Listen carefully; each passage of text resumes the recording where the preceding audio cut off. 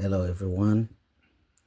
Since everybody has something to say on this topic, I just figured that I would say my piece as well. First of all, let's point out a couple of things. The people at that event, that church event, are all grown folks. These are not children, okay?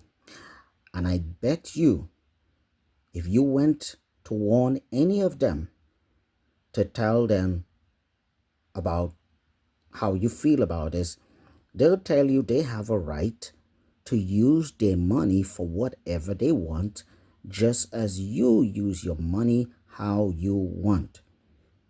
Sometimes even on foolishness. And then you get into credit card debt.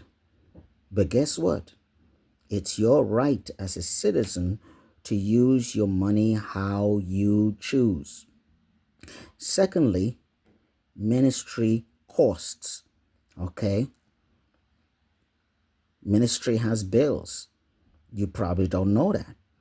Especially if a church is using a building that has one, electricity bills for lights, for monitors, for sound systems, for microphones, an AC unit that's used every time weekly that church is in use, maybe 2 or 3 hour weekly services, etc.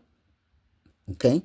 Number two, for water bills, if there's a tap or taps in there, if there's a toilet, or maybe a shower room.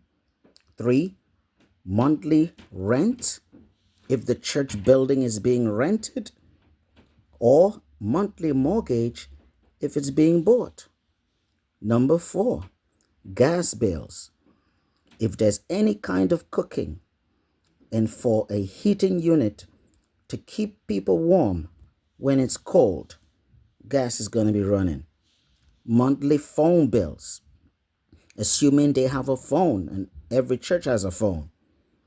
They can call and you could receive calls from them. Those phones have bills attached to them. Number 6, if there are weekly bulletins, church bulletins, or perhaps published packages, there'll be a need for lots of paper and a printing system that can carry the weight of being used weekly, requiring ink, requiring toner, costs of repairing, cost to replace parts, cost for servicing, etc. Okay, then there's purchase, repair, or replacement of cleaning items like a vacuum cleaner. And if the church is large, probably they'll need more than one vacuum cleaner.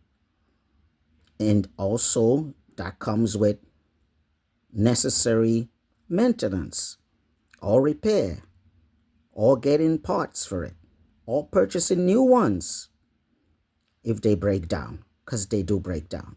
Number 8, some churches hire staff. The number of people on staff may be different in different churches.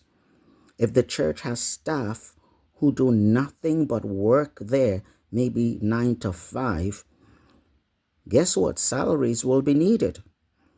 In many churches, such as in Creflo Dollar's church, the pastor is excluded from pay. In many churches, though, the pastor is on the payroll.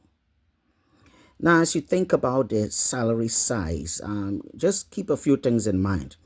Bear in mind that these workers have to pay all the bills that you have to pay in the real world.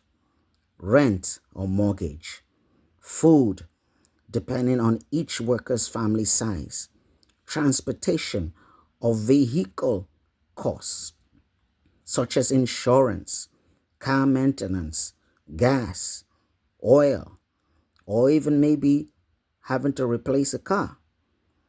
Money for clothes, for purchases, healthcare costs, perhaps for a family of 2 or maybe 4.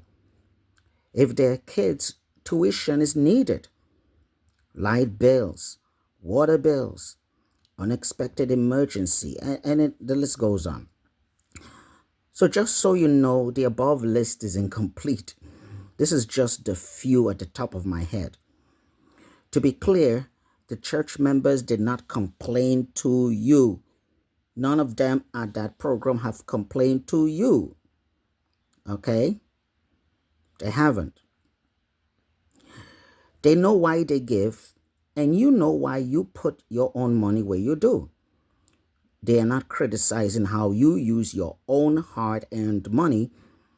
They will be the first to say they don't need you to tell them how to use their own hard-earned money. Finally, after the above 8 points, how much do you think a church has to put out in terms of cost monthly? I'll wait. Now, most important point in all this is that most of you choose to ignore is this. He asked for just $20 only. I assure you that church bills cost more than $20. I also know that if you don't have an amount like $20 on you today, by month end, a single $20 bill will pass through your hands. Okay? Church expenses cost a lot. Okay?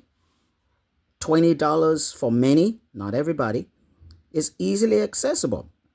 Now, last point. Just lighten up. Could you lighten up a little bit? He wasn't imprisoning anyone or holding anybody hostage. Come on. Come on. Come on, folks. He was talking tongue in cheek. But not only that, you probably are not aware, most robbers attack churches during offering time. So doors should be monitored or closed. Now, how about myself? Well, if I was there, depending on my circumstances, I'll laugh at his attempt at humor and leave after the program, giving praises to God and just give what I can, if I can. That said, finally, this is very important.